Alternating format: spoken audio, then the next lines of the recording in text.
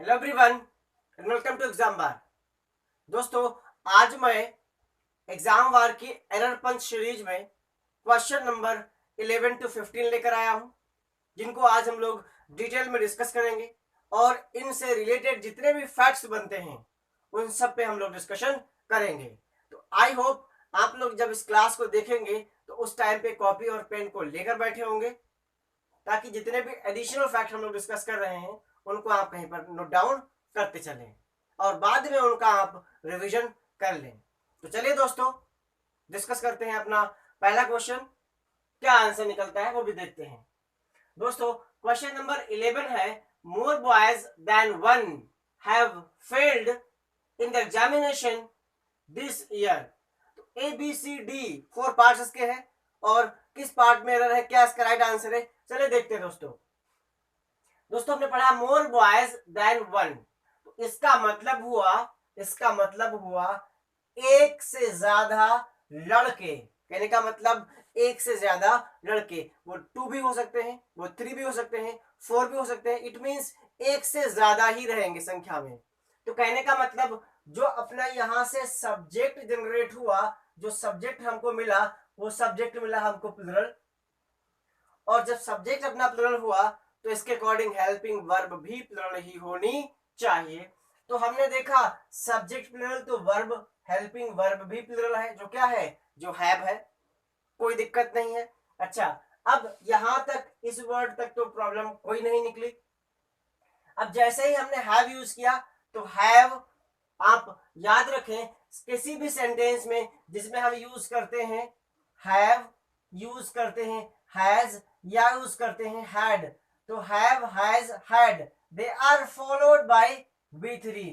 तो इनके साथ में हम मेन वर्ब का थर्ड फॉर्म ही यूज करते हैं। तो इसमें भी कोई दिक्कत नहीं है, बिल्कुल ठीक है, कोई दिक्कत की बात नहीं है। इन द एग्जामिनेशन दिस ईयर, और इसमें भी कोई दिक्कत नहीं है। तो दोस्तों, ये सेंटेंस ग्रामेटिकली और कॉन्टेक्चुअली बिल्कुल सही है, इसमें बिल्कुल भी दिक्कत नहीं है। तो राइट आंसर क्या बनेगा इसका? राइट आंसर बनेगा डी। तो चलिए दोस्तों, देखते हैं क्वेश्चन नंबर 12 का आंसर क्या निकलता है। दोस्तों, क्वेश्चन नंबर 12 है, it is time we should root out कोविड-19 बाय सोशल डिस्टेंसिंग। तो A B C D 4 part में क्या अपना आंसर निकलता है, देखते हैं दोस्तों। इतना स्पेस हम ले लेते हैं ताकि हम लोग जिन फैक्ट्स को डिस्कस करें उनको राइट कर सकें। दोस्तों, जैसे ही हमने देखा सेंटेंस की शुरुआत हुई है इट इज टाइम, सेंटेंस की शुरुआत अगर इट इज टाइम या इट इज हाई टाइम या it is suitable time, it is prior time, in short अगर हम ये कहें इट इज टाइम फ्रेज के साथ सेंटेंस की शुरुआत हो रही है, तो इसके साथ अब 2 केसेस बन सकते हैं। वो 2 केसेस क्या हो सकते हैं? इस सेंटेंस को केस नंबर 1 के अकॉर्डिंग हम 2 प्लस B1 से आगे बढ़ा दें, कोई दिक्कत नहीं, बात बन जाएगी। और दूसरा केस ये बन सकता है कि अब हम इस सेंटेंस में एक सब्जेक्ट यूज कर दें। अगर आपने सब्जेक्ट यूज कर दिया, अब कंडीशन है आगे आप V2 I mean past indefinite he use करेंगे। क्या यूज करेंगे? पास्ट इंडेफिनिट में ही आप इस सेंटेंस को रखेंगे। इतनी बात को आप ध्यान रखना। कब रखेंगे? जब सेंटेंस की शुरुआत होगी it is time, it is high time से। अब आते इस क्वेश्चन पे, इट इज टाइम, इसमें कोई दिक्कत नहीं, बिल्कुल ठीक है। वी शुड रूट आउट, बस इस पार्ट में प्रॉब्लम हो गई। राइट आंसर क्या बन गया? बी बन गया। अब हमें करना क्या है? हमें इस पार्ट को जब हमने सब्जेक्ट यूज कर लिया है तो अब इसको पास्ट इंडेफिनिट में लेके चलना है।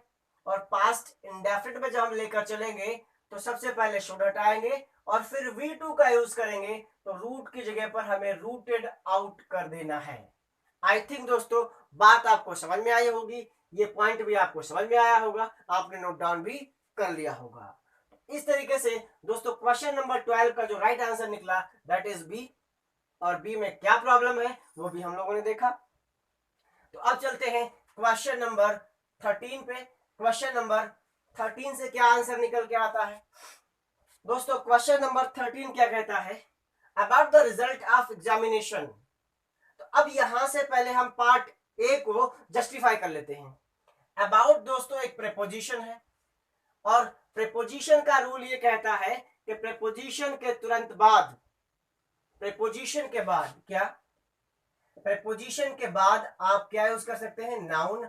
नाउन के प्लेस पर हम क्या यूज करते हैं, प्रोनाउन।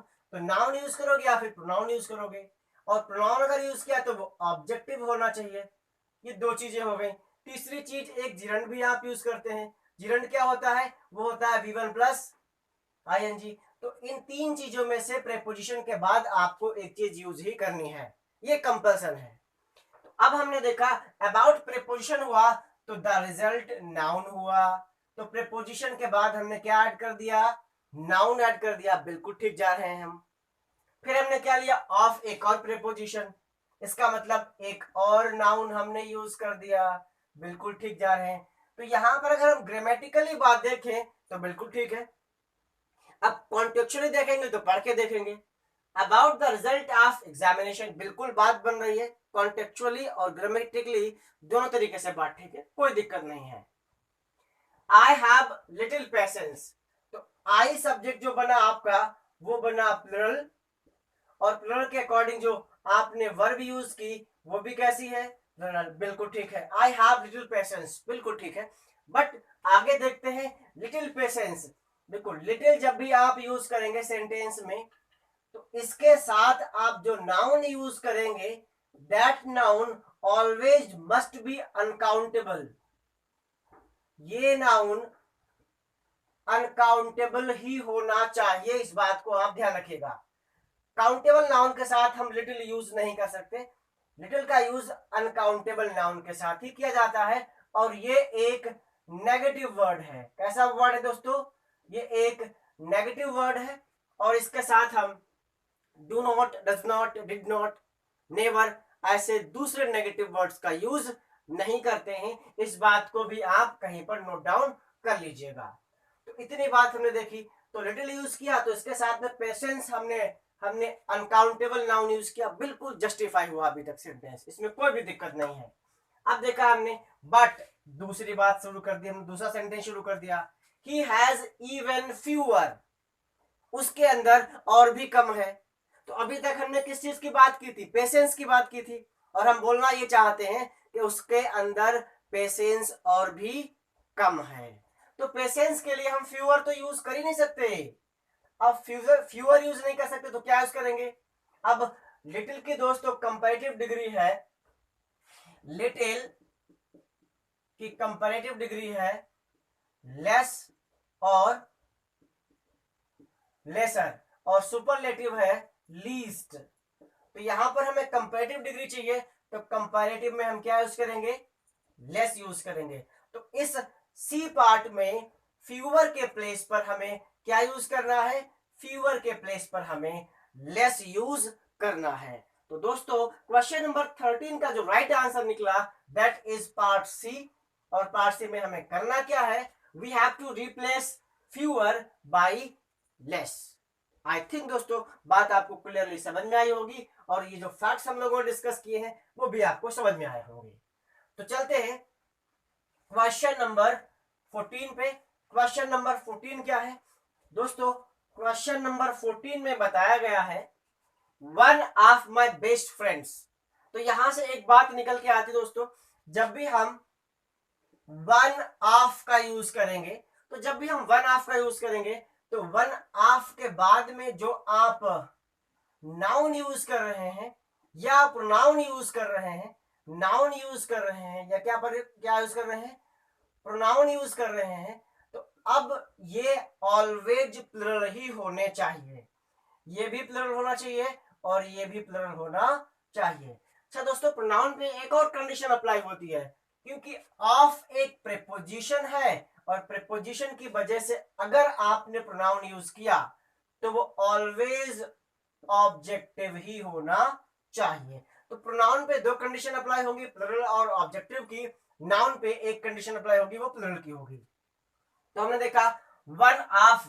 अब माय बेस्ट फ्रेंड्स, नाउन आपका प्लुरल रहा, कोई दिक्कत नहीं है, पार्ट ए बिल्कुल ठीक है। इज इन टीचिंग लाइन, ये बात गलत है दोस्तों। टीचिंग लाइन नहीं होती है, टीचिंग एक प्रोफेशन होता है।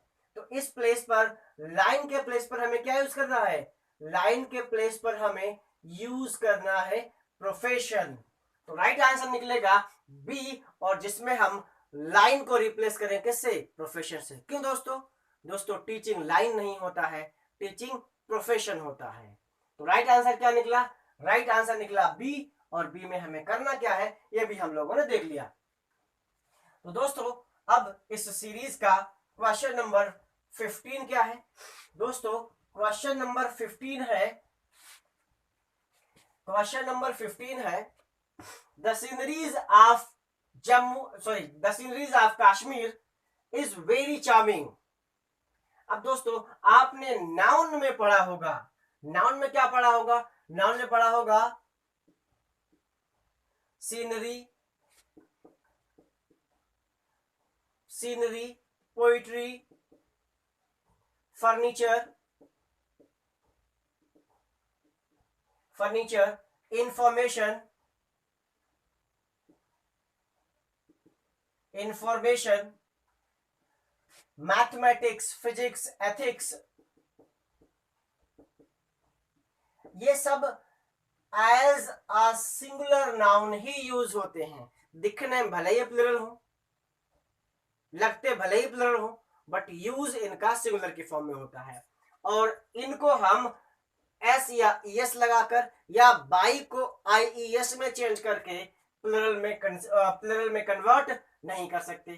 तो दोस्तों क्वेश्चन नंबर 15 में जो अपना सीनरीज वर्ड लिखा है ये गलत है, ये वर्ड होता ही नहीं है। इसके प्लेस पर हमें क्या लिखना है, इसके प्लेस पर हमें लिखना है सीनरी। क्या लिखना दोस्तों, सीनरी लिखना है।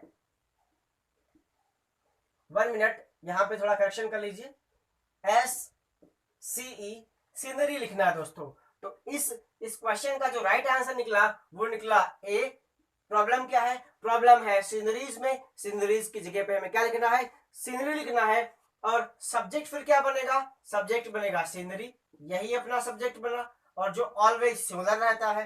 अब इसके अकॉर्डिंग हमने वर्ब क्या यूज किया, इज यूज किया, तो वर्ब भी सिमिलर है। तो कहने का मतलब the scenery of Kashmir is very charming.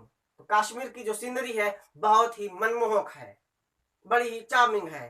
तो अब सेंटेंस करेक्ट हुआ, पहले सेंटेंस रॉन्ग था। प्रॉब्लम थी पार्ट ए में, क्या प्रॉब्लम थी, आई थिंक बात आपको समझ में आई होगी दोस्तों। तो दोस्तों ये थे आज के 5 क्वेश्चन। दोस्तों आई थिंक दोस्तों आपको सारे फैक्ट्स, सारे रूल्स समझ में आए होंगे। जितने भी क्वेश्चंस हम लोगों ने डिस्कस किए वो भी आपको समझ में आए होंगे।